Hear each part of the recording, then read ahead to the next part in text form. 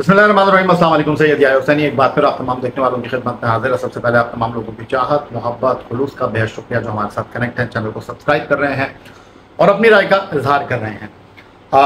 Pakistan England के खिलाफ दूसरे टेस्ट मैच में जिस स्क्वाड में से अपनी टीम का इंतखाब करेगा, चंद घंटों पहले वो स्क्वाड सामने आया, बट मैं थोड़ा बिजी था और Hanif Mohammad high performance centre Karachi में जो पाकिस्तान इमर्जिंग क्रिकेट टीम है जो कि मस्कत जा रही है emerging Asia cup cricket tournament खेलने के लिए, पाकिस्तान शाहीन के खिलाड़ियों के कुछ इंटरव्यूज़ करने थे, कुछ वहाँ पर गुफ्तगू थी, तो मैं थोड़ा बिज़ी रहा।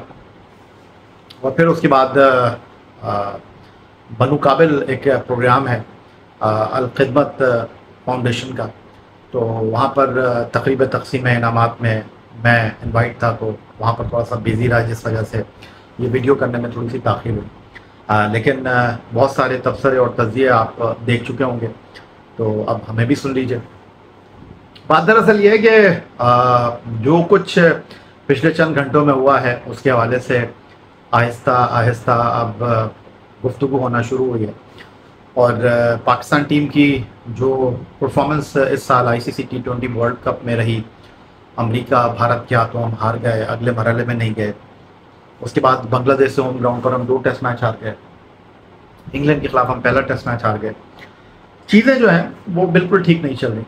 और मेरा तो ज़ाती ख्याल ये था कि आप इंग्लैंड के ख़िलाफ़, बांग्लादेश के ख़िलाफ़ ज़्यादा बेहतर होता है कि आप नए खिलाड़ियों के साथ मैदान में उतरते, और अगर आप हार भी जाते, आप बांग्लादेश के साथ होम ग्राउंड पर 2 टेस्ट मैच हार गए, इंग्लैंड के ख़िलाफ़ हार गए, लेकिन अगर आप नए खिलाड़ियों को मौका देते वहाँ पर, तो शायद इस नाकामी का इस वक्त जो इतना चर्चा है, इतना गुस्सा है, इतनी गुफ्तगू हो रही है, वो शायद नहीं होती।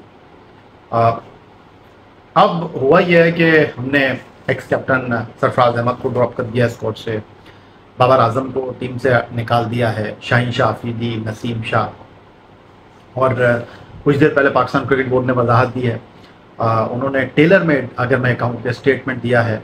और जो इस वक्त हिद्दत और शिद्दत है, क्योंकि इसमें कोई दो राय नहीं कि बाबर आजम, शाहीन आफरीदी एंड नसीम शाह, सरफराज, उनकी फ़ैन फॉलोइंग है, और परफॉर्मेंस खिलाड़ी की जैसी भी हो, खिलाड़ी टीम में नहीं रहता तो जो फैंस हैं वो नाराज़ होते हैं। यही फैंस हैं जो टीम की कारकर्दगी को लेकर इस वक्त सवाल भी उठा रहे हैं, लेकिन अब सूरत हाल थोड़ी सी तब्दील हुई है। वर्ल्ड कप में जब हम भारत से न्यूयॉर्क में आ रहे, तो chairman cricket board Syed Mohsin Raza Naqvi ने बयान दिया कि इस टीम को सर्जरी की ज़रूरत है। फिर उन्होंने कहा कि जनाब सर्जरी के लिए टूल्स होने चाहिए। तो देखिए, बात दरअसल ये है कि जब आज टीम के ऐलान में ताख़ीर हो रही थी, खैर मुझे तो रात से इस बात का अंदाज़ा था कि जो सिलेक्शन कमेटी की मुल्तान में मीटिंग हुई थी, और अगर चीज़ें नॉर्मलाइज होती तो शायद चेयरमैन क्रिकेट बोर्ड के गुफ्तगू के साथ चीज़ों को आसान कर देते। सैयद मोहसिन रज़ा नकवी साहब वज़ीर दाखिला भी हैं, चेयरमैन PCB भी हैं, उनकी अपनी मसरूफियात हैं। मुश्किल फ़ैसला था, इसमें कोई दो राय नहीं है, क्योंकि बाबर आजम इस टीम के बड़े इंपॉर्टेंट बैट्समैन हैं, सिर्फ 3 रन की दूरी पर हैं टेस्ट क्रिकेट में अपने 4000 रन से। शाहीन शाह अफरीदी को आपने पहले ड्रॉप नहीं किया, इससे पहले भी आप ड्रॉप कर चुके हैं। नसीम शाह को आप लास्ट टेस्ट मैच में बांग्लादेश के खिलाफ आराम करवा चुके हैं। ऑप्शंस नहीं थे आपके पास। बहुत सारे लोग ये बात कर रहे हैं कि जी आपने वर्ल्ड कप से पहले क्यों नहीं किया। अभी मैं अपने दोस्त खुर्शीद आलम से गुफ्तगू कर रहा था टेलीफोन के ऊपर, मैंने उनको समझाने की और बताने की कोशिश की कि मोहतरम, बात दरअसल ये है कि T20 वर्ल्ड कप में हम अच्छा नहीं खेले, और उसके बाद हम तो टेस्ट क्रिकेट खेल रहे हैं ना, अभी तो वाइट बॉल क्रिकेट हमने खेली नहीं है, तो आपको तब्दीली कैसे दिखाई देगी। और फिर इस बात में भी कोई दो राय नहीं है कि मोहसिन रज़ा नकवी साहब जब से क्रिकेट बोर्ड के सरबराह बने हैं, चाहे ख़वातीन टीम की कारकर्दगी हो, चाहे मेंस टीम की कारकर्दगी हो, हमें अच्छी खबरें नहीं मिल रही। लेकिन देखिए, आपने बांग्लादेश के खिलाफ अपने सीनियर खिलाड़ियों को मौका दिया, वो वक्त की ज़रूरत थी। उसकी बुनियादी वजह ये थी कि हम हारे हुए थे और बांग्लादेश के खिलाफ हम नाकामी को एक्सेप्ट नहीं कर सकते थे, मुतहम्मिल नहीं हो सकते थे, लेकिन हम अपने टॉप प्लेयर्स के साथ बांग्लादेश को नहीं हरा सके। फिर उसके बाद इंग्लैंड से हम ने एक ऐसी पिच प्रोड्यूस की होम ग्राउंड पर मुल्तान में जिस पर हमने रन्स की अंबार लगा दी है। शान से रन नहीं हो रहे थे, अब्दुल्ला शफीक से रन नहीं हो रहे थे, दोनों ने सेंचुरियां की। 556 रन बनाकर हम इनिंग की शिकस्त से हार जाएं तो फिर जस्टिफिकेशन बनती नहीं है। फिर जब आपकी तबीयत बहुत ज़्यादा ख़राब हो जाए ना, तो फिर आपको कड़वी दवा को इस गले से नीचे ना चाहते हुए भी उतारना पड़ता है। कुछ लोग शहद खा लेते हैं कड़वी दवा पीने के बाद, कुछ लोग थोड़ी चीनी खा लेते हैं। तो शायद अब क्रिकेट बोर्ड के पास कोई ऑप्शन था नहीं। और मैं टूल्स की बात कर रहा था सैयद मोहसिन रज़ा नकवी के, तो आकिब जावेद सिलेक्शन कमेटी में आए। गुज़िश्ता रात वो सिलेक्शन कमेटी के इजलास में गिलेस्पी और कप्तान के साथ मौजूद थे। अजहर अली, उनको आप कह लें कि धीमे अंदाज को वो अडॉप्ट करते हैं, एग्रेसिव नहीं है, या अलीम डार। तो बात दरअसल ये है कि आकिब जावेद तो लाहौर कलंदर के साथ एसोसिएट हैं और उन्होंने शाहीन आफरीदी को ड्रॉप किया है। अब इससे ज़्यादा कोई बड़ा फैसला नहीं हो सकता, इससे ज़्यादा कोई गैर जानिबदाराना डिसीजन हो नहीं सकता कि आकिब जावेद लाहौर कलंदर के साथ हैं और 2 बार जब कलंदर चैम्पियन बनी तो शाहीन आफरीदी उस टीम को लीड कर रहे थे और उन्होंने वक्त की नब्ज़ के हिसाब से फैसला किया। नसीम शाह, उनको इसलिए ड्रॉप किया गया है कि दूसरे टेस्ट मैच में हम 2 प्रॉपर जेन्युइन स्पिनर्स के साथ मैदान में उतर। मीर हमजा जो है वो शायद प्लेइंग 11 में हो, शायद नहीं हो, अभी हम कुछ कह नहीं सकते।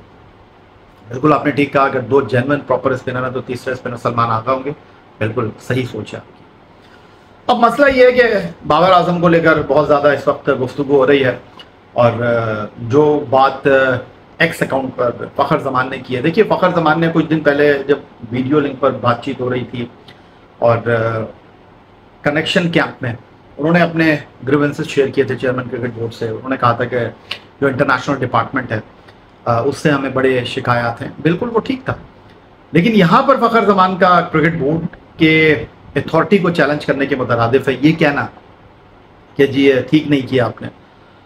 हसन अली ने भी बेस्ट विशेस दिए हैं जो टीम से ड्रॉप हुए हैं, बट फ़खर ज़मान जो हैं उनके बारे में क्रिकेट बोर्ड को सोचना चाहिए। उनके हवाले से क्रिकेट बोर्ड को जो है वो कुछ कार्रवाई ज़रूर करनी चाहिए, क्योंकि देखिए बाबर आजम को अगर ड्रॉप किया गया है तो बाबर आजम को भी अब इस बात की ज़रूरत थी। अगर बाबर आजम कहते कि जी क्रिकेट बोर्ड अगर मुझे एक और मौका दे देता, मेरी इतनी सर्विसेज हैं, मुझसे पूछ कर ये फैसला कर लेता तो ज़्यादा मुनासिब रहता।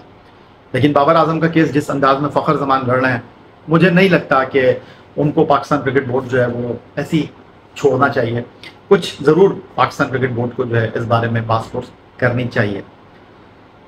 अब आ जाते हैं जनाब टीम के हवाले से कि जो टीम सामने आई है, आखिरकार टीम में जो है वो कामरान गुलाम आ ही गए। अवामी फरमाइश के ऊपर, अवाम के पुरजोर इसरार के ऊपर, लेकिन उनके पीछे उनकी पुश्त के ऊपर परफॉर्मेंस है। चैंपियंस कप में 2 सेंचुरियाँ हैं, डोमेस्टिक क्रिकेट में रन्स के अंबार हैं। वो टेस्ट डेब्यू करते हुए मुझे नज़र आ रहे हैं।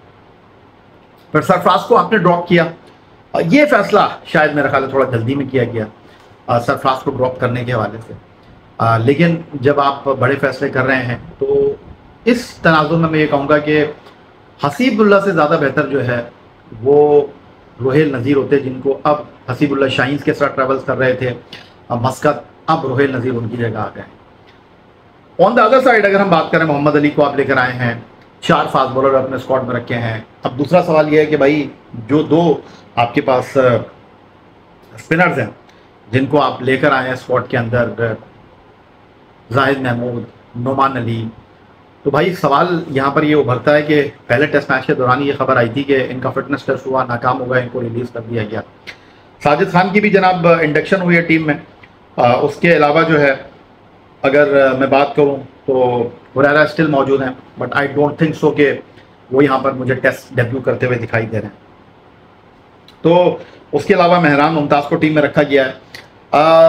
2 डेब्यू होंगे इसमें, कोई 2 डेब्यू, मेरा ख्याल है 1 ही डेब्यू होगा। मुझे लगता है कि सिर्फ कामरान गुलाम जो है वो डेब्यू करेंगे। हुरैरा मुझे नहीं लगता कि खेलेंगे।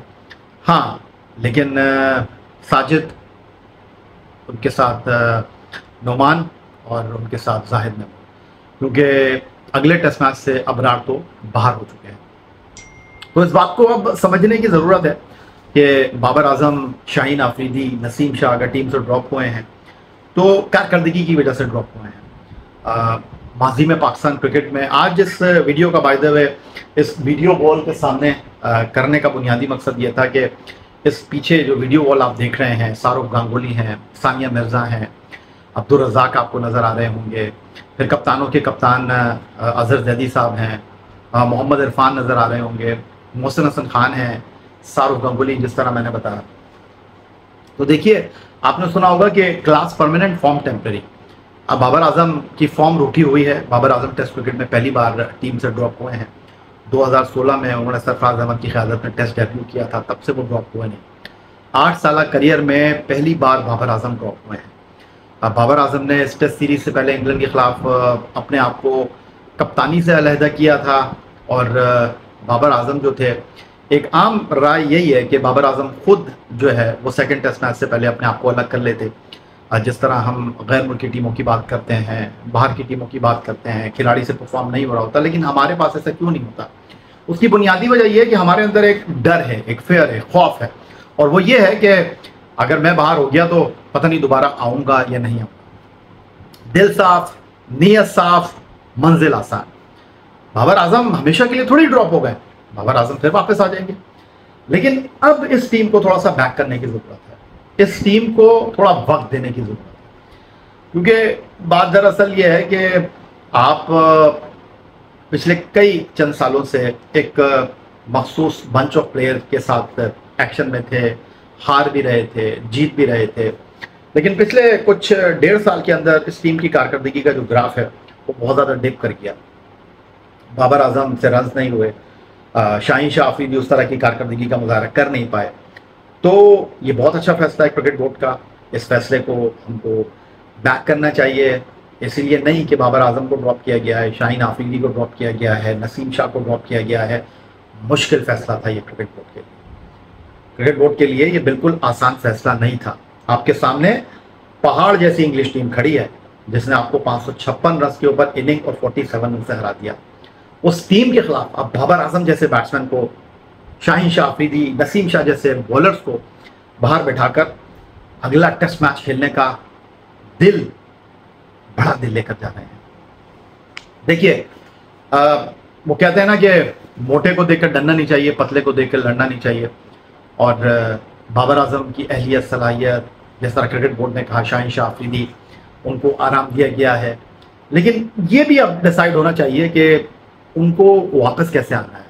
उनको एनसीए में जाना चाहिए, डोमेस्टिक अगर चल रही है तो उनको डोमेस्टिक क्रिकेट में जाकर खेलना चाहिए, एक एग्जाम्पल सेट करनी चाहिए। माजी में हमने देखा है यूनुस खान, मिसबाह उल हक, मोहम्मद हफीज़, अजहर अली, ये वो प्लेयर हैं जो डोमेस्टिक क्रिकेट खेले, डोमेस्टिक क्रिकेट में परफॉर्म किया, वापस आए, सेलेक्टर्स को चैलेंज किया, उनको अपना फैसला बदलने पर मजबूर किया। तो बाबर आजम के बारे में भी मैं यही कहूँगा कि वो एक ऐसे प्लेयर हैं जो कभी भी वापसी कर सकते हैं। बट शाहीन आफरीदी को बहुत मेहनत करने की ज़रूरत है, नसीम शाह को बहुत मेहनत करने की ज़रूरत है। अगर आप ये कहते हैं कि जी डेथ पिचेस के ऊपर वो क्या करेंगे, तो फिर इंग्लैंड की ये जो बॉलिंग है जिसने आपको 2 मरतबा आउट किया, गस एटकिंसन की 7वां टेस्ट मैच था, 6 टेस्ट मैच इंग्लैंड में खेले थे, पहली बार एशिया में खेल रहे थे। फिर उनके जो नए तेज फास्ट बॉलर हैं वो पहली बार टेस्ट मैच खेल रहे थे। क्रिस वोक्स जो कि नहीं खेलते अगर बैन स्टोक्स फिट होते। 2016 में वो इंडिया में आखिरी बार हैदराबाद दक्कन के राजीव गांधी स्टेडियम में टेस्ट मैच खेले थे। 8 साल के बाद वो एशिया में बॉल डाल रहे थे। तो आई थिंक खेल से बड़े खिलाड़ी नहीं, खिलाड़ी खेल की वजह से हैं, खेल खिलाड़ियों की वजह से नहीं है। शायद ये गलतफहमी हमारे दरमियान हो गई थी, इस चीज़ को समझने की ज़रूरत है। और जो अच्छा करेगा वो टीम में रहेगा, जो अच्छा परफॉर्म नहीं करेगा उसको पीछे वाले के लिए जगह खाली करना पड़ेगी। तो फाइनली फिर जाते जाते मैं यही कहूँगा, सैयद मोहसिन रज़ा नकवी साहब ने मुश्किल फैसला किया, लेकिन वक्त की ज़रूरत थी। नई सिलेक्शन कमेटी, आकिब जावेद आए हैं, अलीम डार, उनके इंतखाब के ऊपर सवालात उठ रहे हैं कि कंपायर को कैसे आपने सिलेक्शन कमेटी में डाल दिया। बट मैं ये कहूँगा कि अजहर अली, आकिब जावेद, अलीम डार राइट टाइम पर राइट डिसीजन लिया है। तो इस टीम के लिए हमारी नई ख्वाहिशात हैं। और कोई भी खिलाड़ी अच्छा फील नहीं करता जब टीम से ड्रॉप हो जाए, और पहली बार अगर ड्रॉप हो, बाबर आजम जैसा बड़ा खिलाड़ी। बहरहाल इंटरनेशनल क्रिकेट की ये बड़ी हेडलाइन है, इसमें कोई शक नहीं है कि बाबर आजम को आपने ड्रॉप कर दिया, लेकिन बाबर आजम की जो परफॉर्मेंस थी वो उनको बैक नहीं कर रही। तो अगली वीडियो तक के लिए आपसे इजाजत चाहेंगे। अपना बहुत ख्याल रखिएगा, चैनल को सब्सक्राइब करना मत भूलिएगा। अल्लाह हाफिज़, पाकिस्तान जिंदाबाद।